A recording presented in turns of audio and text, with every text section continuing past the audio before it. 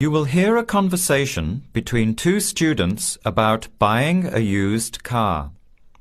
First, you have some time to look at questions 1 to 6.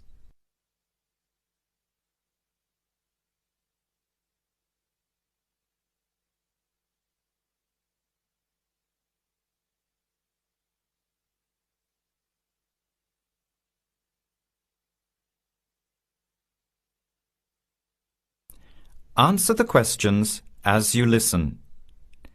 You will not hear the recording a second time.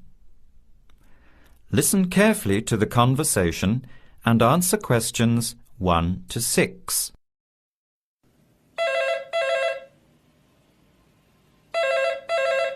Hello. Hello. Can I speak to Eleanor, please? This is Eleanor speaking. Hi. My name is Jan. I'm calling about the car that was advertised on the notice board in the Student Union building. Is it still for sale? Yes, it is. Your ad says it's a 1985 Celica, in good condition. It's old, but it has been well looked after. My family has had the car for 10 years. I'm just the third owner and my mother had it before me, so we know its history. We've got all the receipts and records. It's had regular maintenance and the brakes were done last year. It runs really well but looks its age. Why are you selling it, by the way? Well, I'm going overseas next month to study. I'll be away for at least 2 years, so I have to sell it. Unfortunately, it's been a good car. You want $1,500, is that right? I was asking $2,000, but since I need to sell it quickly, I've reduced the price. Would you like to come and take it for a drive? I don't live far from the university. Yes, I'd like to have a look. What time would suit you? Any time this evening is fine. Well, I finish classes at 6 o'clock. How about straight after that? Say 6:30? Great, I'll give you directions. When you leave the main gate of the university, turn left on South Road and keep going until you get to the Grand Cinema. Take the first right, that's Princess Street. I'm at number 88 on the right. So it's 80 Princess Street? No, it's 88 Princess Street and the suburb is Parkwood. You'll see the car parked in front. It's the red one with the for sale sign on it. OK, thanks Eleanor. I'll see you later. Bye. Before you hear the rest of the conversation, you have some time to look at questions 7 to 10.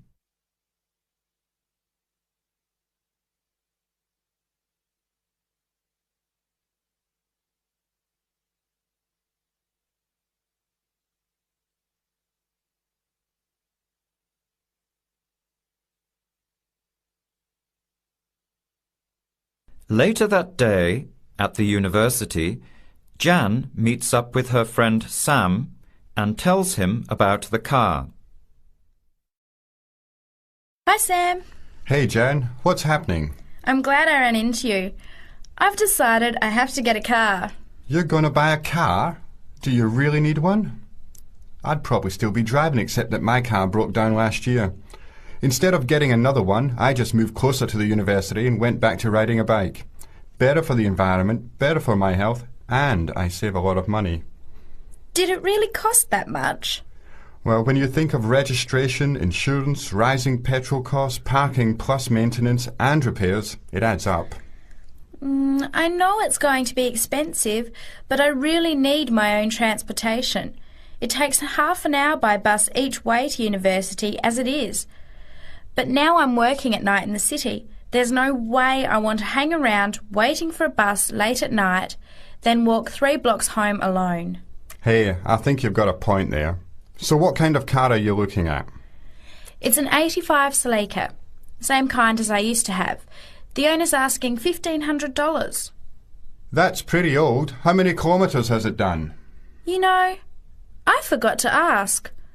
I'll have to check tonight when I go to see it.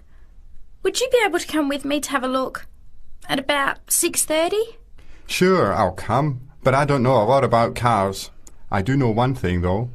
I wouldn't buy an old car without having a mechanic look at it first. That's a good idea. But won't it cost a lot? Not really. You can get a check done through the Automobile Association for $80, and it comes with a report on the condition of the car. It can save you a lot of money in the long run. I'll keep that in mind. So we have to get to Parkwood at 6:30. Do you want to take the bus? It goes straight down South Road every 15 minutes. Or maybe we could walk. I don't think it's that far. Actually, I could borrow my roommate's motorbike for an hour or so. He's working all evening in the library. Do you think he'd mind? No way. He owes me a favour or two. Okay, great. See you at 6, outside the student centre. That is the end of part 1.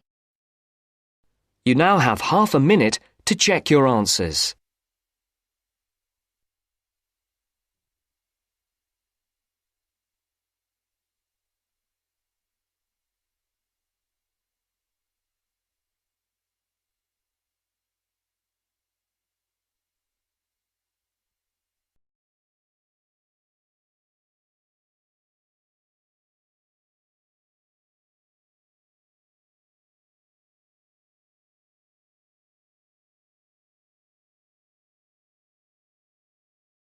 Now turns to part 2. Part 2. First, you have some time to look at questions 11 to 15.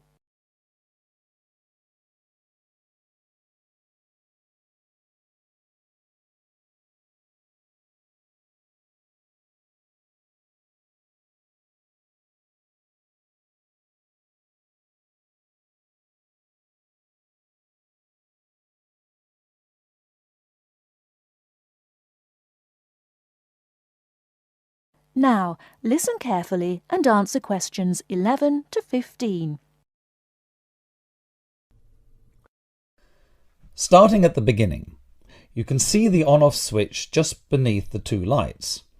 Having turned the machine on, these lights now become very important. When the light on the left has gone out, you can begin making coffee, as it means the water is now hot enough. Next to that is the water level light. If this is illuminated, it means the machine does not have enough water. It is essential that you turn the machine off and add more water the moment this light comes on, otherwise you could damage the heating element. Once you have checked that both the heater light and the water level light are off, make sure the filter holder, that's the part with the handle just under the control panel, is in place. Once you have your cups ready, it is time to press the coffee delivery switch. That's the button just above the filter holder beside the boiler meter. Remember to take a quick look at the meter as it tells you the exact temperature of the water. On both the left and right hand side of the machine, on the same level as the filter holder, you can see the steam pipes used for heating milk. These steam taps need to be cleaned regularly to avoid blocking. And finally, if you do spill any coffee, don't worry. Just make sure that the drainage pipe at the bottom of the machine is leading into a sink or a suitable waste container. As with the steam taps, the drainage pipe needs regular cleaning.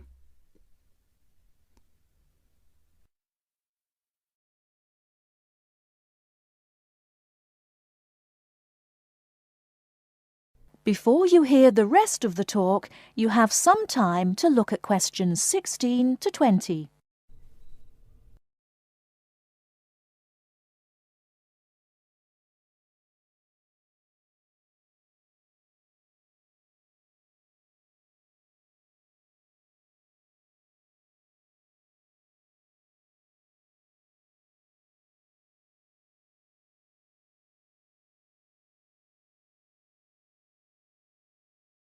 Now listen and answer questions 16 to 20. First and most importantly, I'll tell you where you should go from tomorrow for your lectures and classes. The Health Sciences building is on the west side of the campus, opposite the library, beside the History Department. As you are probably aware, there are 6 modules to the course, which will take a year to complete. That's 2 modules each term. In the first module of this term, you will be looking at current laws with regard to health and safety in the workplace. Don't forget that as you progress through the course, you should be building your thesis. This will need to be completed by the end of the year. Coursework will also be credited to your final grade, but the most important part of the course is the thesis. Now, the final thing I want to tell you, and again you should know this, is that there will be a number of guest speakers throughout your course. They will come from a number of different medical backgrounds, but they will all be giving you their views on the relevance of health sciences in their occupations.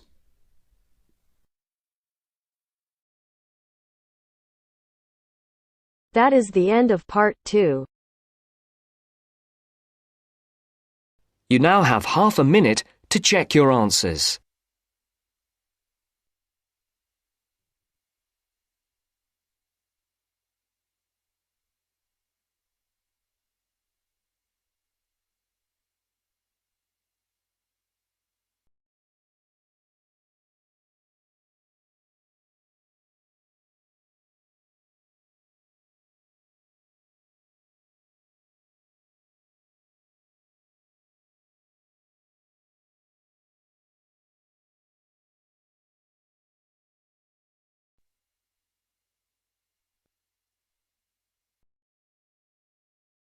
Now turns to part 3.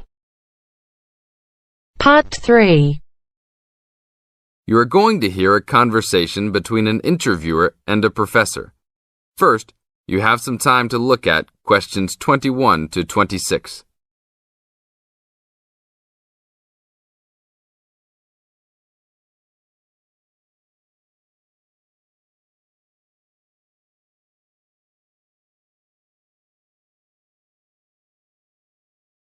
Now listen to the tape and answer questions 21 to 26. Today I'm here with Professor Nittick, who is our new university president. He has been a professor for 20 years and teaches many of the best classes on campus. I know many of you have had him as a teacher and know of his brilliance. Good morning, Professor Nittick. Thank you for stopping by the student station. Thank you for having me here. It is always great to get to meet many of the students who are involved with our school. I haven't been here since 2 years ago. Yes, I remember at that time you were still teaching every semester. 2 years later, you're only teaching every once in a while. But it seems like you are still always busy. The administration world is just as busy as the teaching world for you. How do you stay in touch with the university, even with the change in your everyday duties? I try to stay in touch with what is popular with the university students. I usually spend time with as many students as I can. They usually give me insight into what the new concerns and beliefs are for the new generation. On top of that, I try to be as youthful as I can. I consider myself to be youthful, at least for my age. So I always have a good time and try to stay young. I try my best to not just be a teacher, but also participate in university life. Interesting. So are you still doing lots of academic work, or are you mostly concentrating on administrative affairs? Well, I mostly do administrative affairs now, but that doesn't mean that I still don't have a very deep interest in academic matters. I often visit other campuses around the world and meet other professors in my field. I learn the most by travelling and seeing the different places of the world and the different fields of thought. I even did a television programme last month in Manchester. Will you be on television any time soon then? Well, you can call the television station and see if I will be on television any time soon. Maybe I will be on the news report. I don't think it is really that significant, though. Oh, really? That sounds great. I will remember to look out for you. Let's move on. With all your busy travelling recently, how do you find time for your personal life? I try to keep my university life separate from my personal life.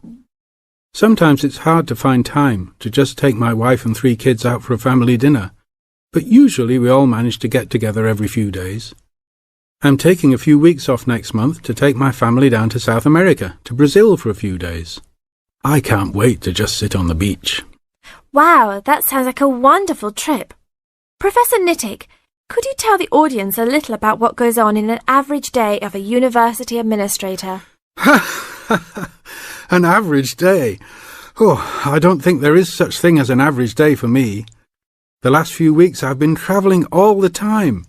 I can be in Los Angeles in the morning and in New York by the afternoon and back to Los Angeles by the evening. Sometimes I will spend the whole week at a new university, showing the new administrators the ins and outs of running a university. Sometimes I can spend the whole day in the office on the phone, so there really is no average day for me. I guess that is because I do so many different tasks. Sorry to let all the viewers down, but that is the plain truth. Now look at questions 27 to 30.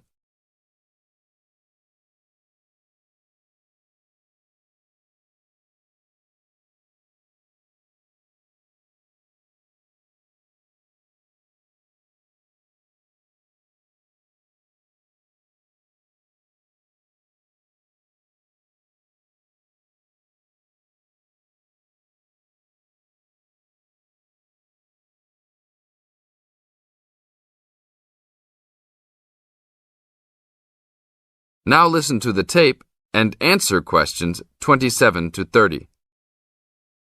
Well, I guess I can sum it up for them. You are a busy man. That is probably a good description.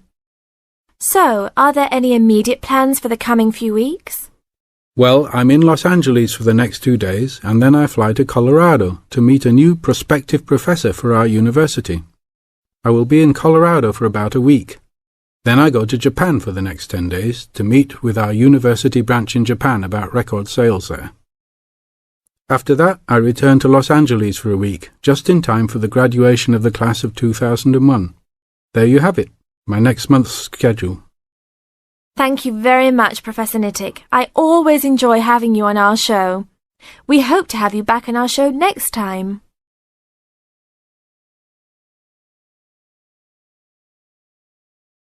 That is the end of part 3. You now have half a minute to check your answers.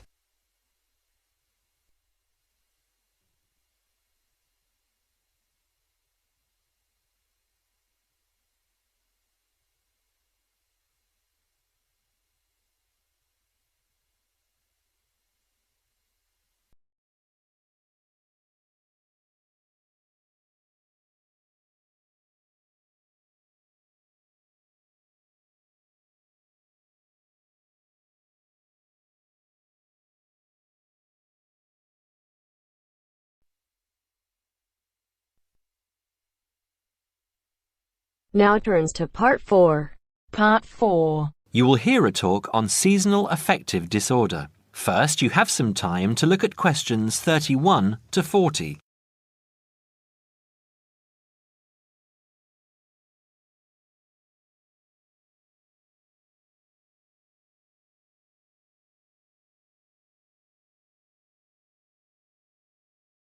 Now listen carefully and answer questions 31 to 40. In the past few years, a new condition has been identified and given a name, SAD, short for Seasonal Affective Disorder. This is now recognized as a distinct kind of clinical depression, where people become depressed at the onset of winter, accompanied by a craving for sweet things, causing weight gain. Each spring and summer would then bring on almost maniacal highs and feelings of boundless energy and happiness. Experiments to combat this depression showed that increased exposure to bright light in humans could suppress their production of a darkness-related hormone called melatonin. The light needed to induce this change was about 2,000 lux, or about 4 times brighter than ordinary household lighting. It was then calculated that if bright light could suppress melatonin secretion, then it might have other effects on the brain, including the reversal of symptoms of depression. While melatonin's precise role in SAD has not been pinned down, the theory led to effective treatment. Not surprisingly, SAD affects more people where winter nights are longer and days shorter. In the UK, an estimated 500,000 adults develop full-blown SAD in winter, and twice this number suffer the milder condition called subsyndromal SAD. About 80% of sufferers improve when given light therapy, and improvement usually comes within 2 to 4 days. Scientists are still unsure why winter depression happens, but more than a decade of research has turned up some surprising findings. Nearly 80% of SAD victims are women. Researchers are uncertain why this is so. SAD can affect people at any age, but typically it begins around the age of 20 and becomes less common between 40 and 50. SAD is comparatively rare in children and adolescents, but so far researchers have been unable to come up with a logical reason for this. As many as half of SAD sufferers have at least one family member with depressive illness, suggesting that the depression has a genetic component. Some patients experience shifts in their body clocks when they're depressed in winter. They are morning people at one time of the year and become evening people at another. What is the underlying difference between SAD sufferers and others? A clue can be found in carbohydrate craving, a common symptom. People often become obsessed with chocolate, for example. Carbohydrates alter brain chemistry by increasing the level of a soothing chemical called serotonin, a neurotransmitter that carries signals between brain cells. SAD sufferers crave carbohydrates because they may need serotonin to lift their mood. This craving can be intense, in fact, an addiction. It may be that the serotonin system of the brain has problems regulating itself during the winter. Some SAD sufferers respond well to the drug Prozac, thought to influence the brain's serotonin-using system. Other brain chemicals and hormones probably play a role in winter depression. Another neurotransmitter, dopamine, for example, may be inadequate in certain cases. Researchers hope to uncover clues to SAD's secret by probing similarities between SAD and hibernation. Though no valid link between the two has been established, some SAD patients say they feel like hibernating animals. SAD sufferers tend to put on fat in autumn and early winter, roughly the time when such hibernators as bears and squirrels do. That is the end of part 4. You now have half a minute to check your answers.